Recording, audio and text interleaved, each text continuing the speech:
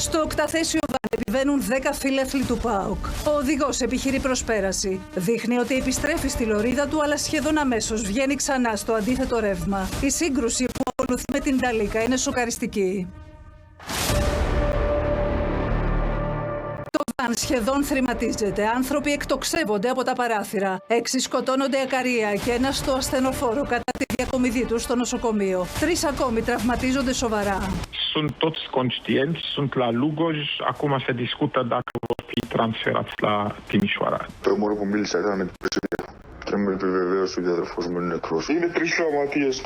Ο ένας είναι ζωντανός, δεν έχει πάθει σχεδόν τίποτα. Οι 2 έχω μάθει είναι στην εντατική και οι 7 είναι ψηλά. Οι φύλαθλοι του ΠΑΟΚ ξεκίνησαν από την Κατερίνη, έκαναν στάση στην Αλεξάνδρεια Ημαθίας και είχαν προορισμό τη Γαλλία για να παρακολουθήσουν τον αγώνα του ΠΑΟΚ με τη Λιόν. Ο θάνατος όμως τους είχε στήσει καρτέρι σε έναν από τους πιο επικίνδυνους δρόμους της Ρουμανίας. Pun în final că drumul național 6 este denumit aici în vestul țării drumul morții. Doar anul trecut, conform datelor de la poliție, pe toată lungimea drumului național 6 au avut loc peste 320 de accidente, iar în județul Timiș. Οι συνθήκες του δυστυχήματος έχουν μπει στο μικροσκόπιο των αρχών. Είναι άγνωστο εάν ο οδηγός του βαν είχε συγκρουστεί νωρίτερα με το βιτιοφόρο στην πρώτη προσπέραση που επιχείρησε. Ανάβει το δεξί φλας για να επιστρέψει στη λωρίδα του. Δεν ολοκληρώνει τη μετάβαση. Ανάβει το αριστερό φλας και καταλήγει απευθείας πάνω στην Ταλίκα. Από την εικόνα φαίνεται να μην έχει αντιληφθεί πως έρχεται όχημα από το αντίθετο ρεύμα, αν και όλα τα σενάρια διερευνώνται. A virat mașina către stânga. Ușor, câte puțin, dar a virat și s-a dus direct către tir. Ceea ce înseamnă că s-a întâmplat ceva foarte special în interiorul microbuzului. Στο σημείο επικρατεί πανικός. Παντού συντρίμμια, νεκροί και τραυματίες να κοίτονται στο οδόστρωμα και στα χωράφια. Συνεργεία διάσωσης να προσπαθούν να παράσχουν βοήθεια. Οι καιρικές συνθήκες δυσμενείς με τα εναέρια διασωστικά μέσα να μην απογειώνονται. Στο βαν βρίσκονταν σύμφωνα με πληροφορίες φύλαθλοι του ΠΑΟΚ από Θεσσαλονίκη, Κατερίνη και Αλεξάνδρεια Ημαθίας. Χθες περάσανε από εδώ οι 2, μας χαιρέτησαν γιατί δεν ξέρω για ποιο λόγο πήγαν μέσω Ρουμανίας. Ένα βανάκι ξεκίνησε από την περιοχή μας, είναι παιδιά και από το Δήμο Αλεξάνδρειας. Η είδηση του τραγικού χαμού 7 νέων ανθρώπων σοκάρει τους πάντες. Δεν γνωρίζω πολλά πράγματα αυτή τη στιγμή. Είμαστε κι εμείς σε αγωνία. Περιμένουμε. Εκφράζω τα πιο ειλικρινή συλληπιτήριά μου στους συγγενείς των θυμάτων και στην οικογένεια του ΠΑΟΚ. Με κοινή την ευχή, οι τραυματίες να αναρρώσουν γρήγορα. Οι σκέψεις μας είναι μαζί τους. Θρηνώ μαζί με τις οικογένειες και τα εκατομμύρια συμπατριωτών μας. Ο Θεός να αναπαύσει την ψυχή τους. Αυτά τα παιδιά του ΠΑΟΚ, είναι δικά μας παιδιά. Είναι μέλη μιας μεγάλης οικογένειας. Και εμείς κάνουμε τα πάντα για την οικογένειά μας και δεν αφήνουμε κανένα μόνο. Δεν υπάρχουν λόγια για αυτές τις τραγικές στιγμές. Εκφράζουμε τα ειλικρινή μας συλληπιτήρια στις οικογένειες των θυμάτων του τροχαίου δυστυχήματος στη Ρουμανία και σε ολόκληρη την οικογένεια του ΠΑΟΚ. Προσωπικό της ελληνικής πρεσβείας στο Βουκουρέστι μετέβη στο σημείο για την διεκπεραίωση όλων των απαιτούμενων διαδικασιών και την παρακολούθηση της πορείας των τραυματιών.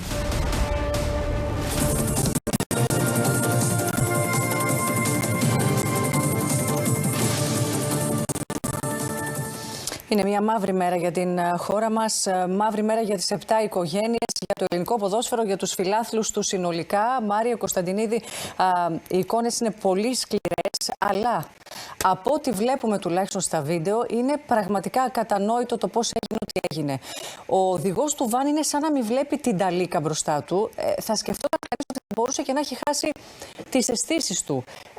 Διαφορετικά δεν εξηγείται. Παρόλα αυτά βγάζει φλας, κάνει κινήσεις μέσα στο βαν. Ράνια, θα προσπαθήσουμε να κάνουμε πάντα μία εκτίμηση για το τι μπορεί να έχει συμβεί. Πάντα όμως σύμφωνα με τα βίντεο που έχουν δει το φως της δημοσιότητας, χωρίς να γνωρίζουμε το τι μπορεί να έχει προηγηθεί. Αρχικά να πούμε ότι βρισκόμαστε σε μία ευθεία. Ή να το πούμε και διαφορετικά, χίλια συγγνώμη Μάριε, με ό,τι μπορεί να αποτυπώσει η κάμερα. Δηλαδή, αν υπάρχει μία συνθήκη, καιρική συνθήκη ή άλλη, η οποία δεν αποτυπώνεται καλά στην εικόνα, αυτό μετά μένει να φανεί. Και μένει να φανεί από τις αρχές.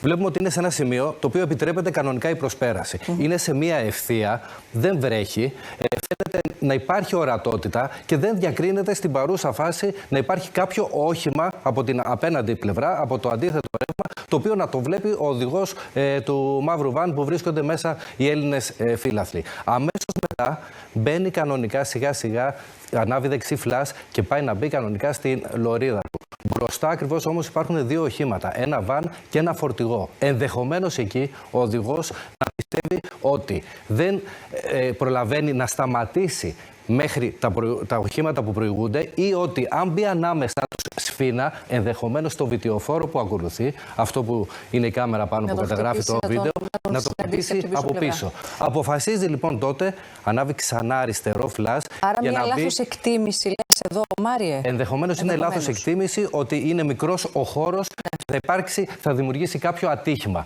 Ανάβει πάλι αριστερό φλας και τότε είναι που διακρίνεται πια το φορτηγό απέναντί του. Μάλλον μέχρι τότε δεν το έχει αντιληφθεί. Γι' αυτό πάει να ξανακάνει προσπέραση. Και πέρα πάντως, Μάριε, βλέπει.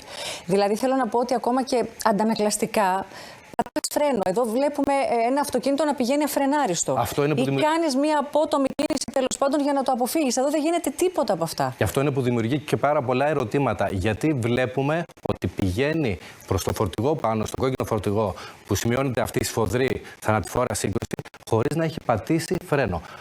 Από ενστικτοδός τα λοιπά, όλοι αν ήμασταν εκεί, θα πατάγαμε, θα πλακωνόμασταν στα φρένα προκειμένου να αποφύγουμε ό,τι θα μπορούσαμε να αποφύγουμε.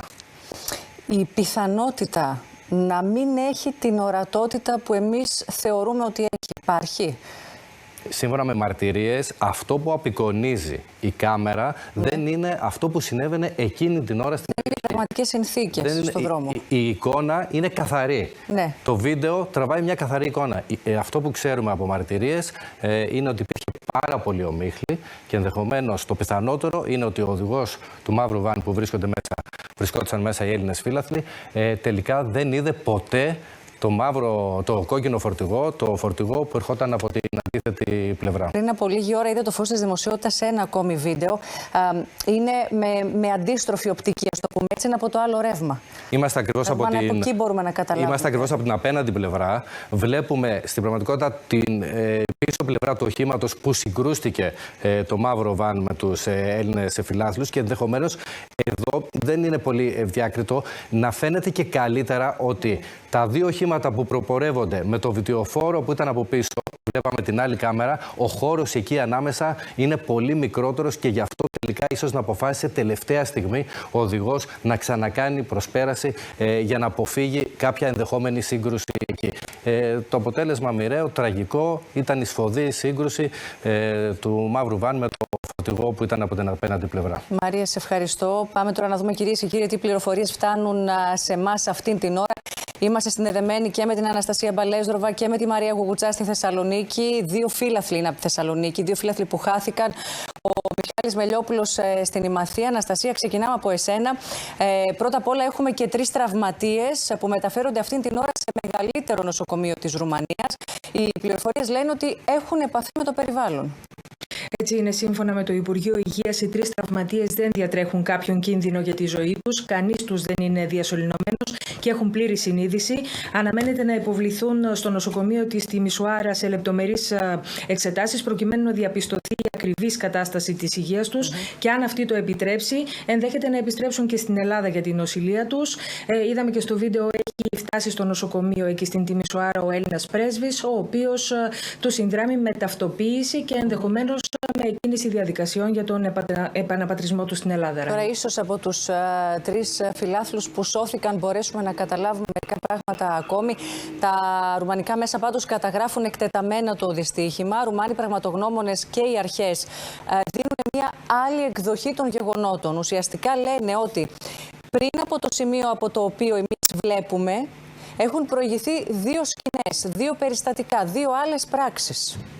Ναι, λένε ότι το μίνιβαν αρχικά προσπέρασε ένα γιοταχή, ένα αυτοκίνητο και μετά στην προσπάθειά του να επιστρέψει στη λωρίδα του συγκρούστηκε με το βιτιοφόρο, αυτό το οποίο έχει την κάμερα πάνω, με αποτέλεσμα ή στη συνέχεια να εξφεντονιστεί και να συγκρουστεί με τοπικά σχεδόν με το φορτηγό.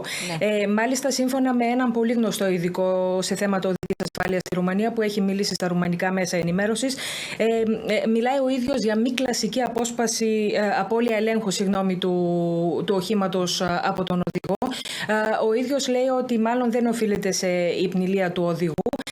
μάλλον κάνει λόγο για κάποια αδιαθεσία του οδηγού ή για κάποια έντονη διάσπαση της προσοχής του. Δεν αποκλείει μάλιστα το ενδεχόμενο κάποιος μέσα στο αυτοκίνητο να μιλούσε εκείνη την ώρα στον οδηγό ή να μιλούσε ο ίδιος στο κινητό του και γι' αυτό το λόγο να προκλήθηκε αυτό το τραγικό δυστύχημα. Λίγο στο σημείο έφτασαν ρουμανικά σωστικά μέσα, δεν μπορούσαν να προσεγγίσουν ελικόπτερα εξαιτίας της ομίχλης και ο συγκεκριμένος δρόμος χαρακτηρίζεται από τους Ρουμάνους ο δρόμος του θανάτου. Μέσα σε ένα χρόνο είχαν εκατοντάδες τροχαία σε αυτόν τον δρόμο.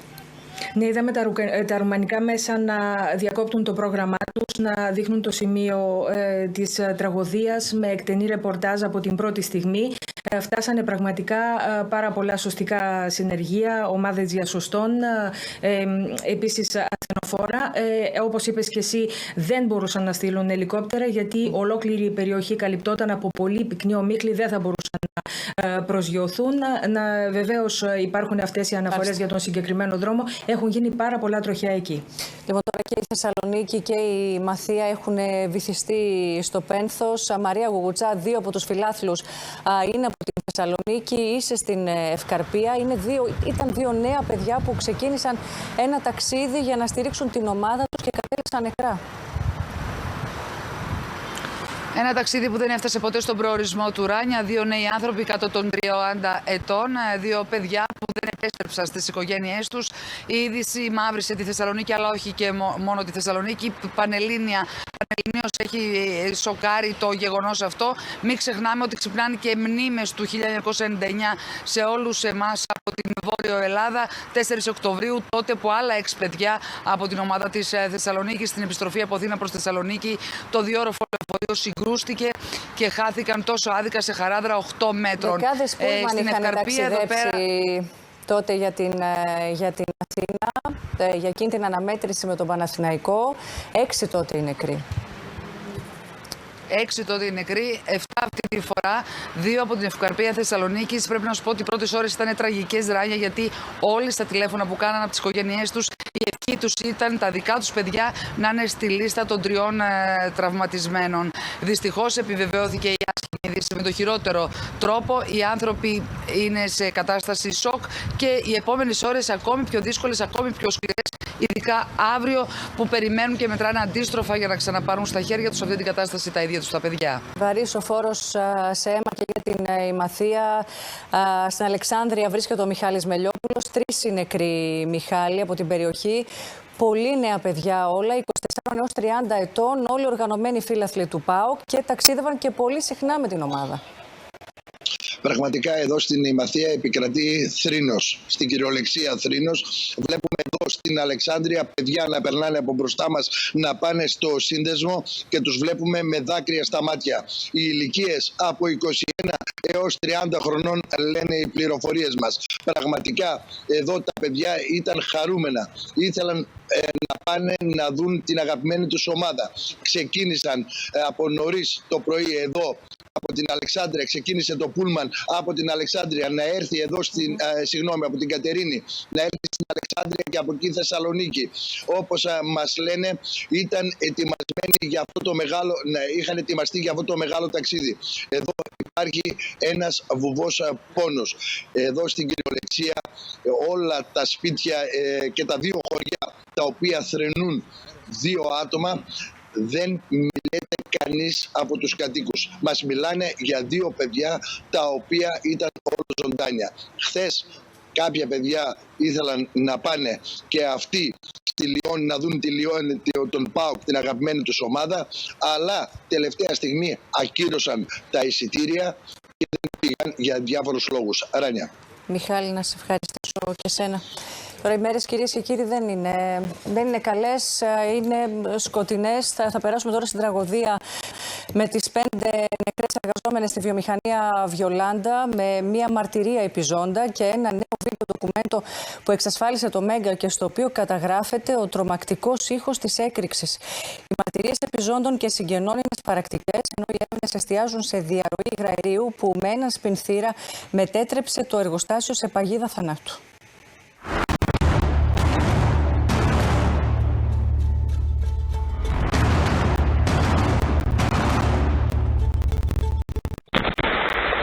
Έγινε ένας φόρος εκφωτικός, αξιζήσαμε πέφτουν τα πάντα και αρχίσαν να πέφτουν τα πάνω από την οροφή. Χτίστηκε το έδαφος και πέφτουν 5 γυναίκες κάτω. Ζωντανός μέσα από την κόλαση. Άκουγε τις κραυγές των γυναικών.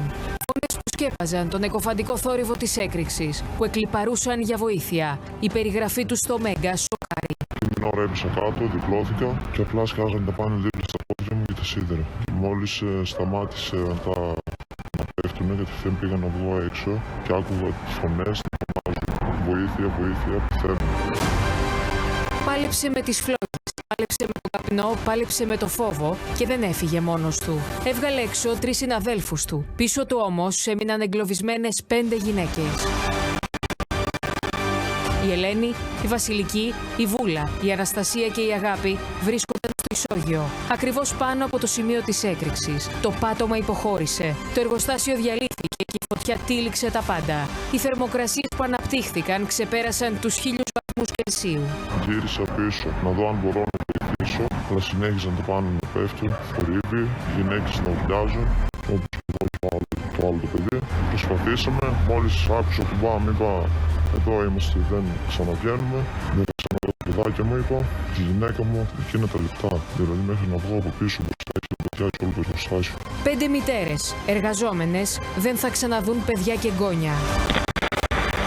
Οι μαρτυρίες ανατριχιαστικές. Μόνο που άκουσα κάποια στιγμή ήταν η φίλη μου δίπλα, η Ελένη, να με φωνάζει γογό, είσαι καλά? Λέω εδώ είμαι, Ελένη.